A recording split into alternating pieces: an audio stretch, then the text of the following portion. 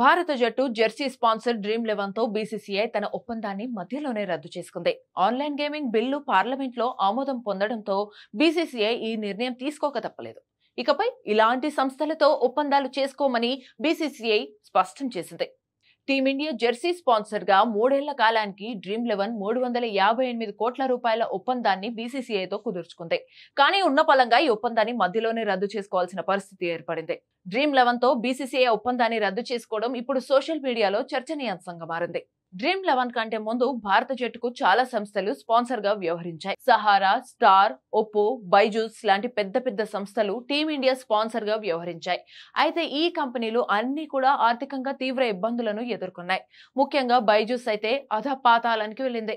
ఈ నేపథ్యంలో భారత జట్టుకు స్పాన్సర్ గా వ్యవహరిస్తే కంపెనీలు మూసుకోవాల్సిందే అనే చర్చ సోషల్ మీడియాలో మొదలైంది.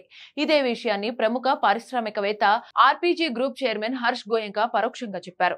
భారత క్రికెట్ జట్టుకు స్పాన్సర్ గా చేస్తే బ్రాండ్ మనుగడకు పెద్ద పరీక్ష అని పేర్కొన్నారు. మీ బ్రాండ్ మనుగడ నైపుణ్యాలను పరీక్షించాలనుకుంటున్నారా?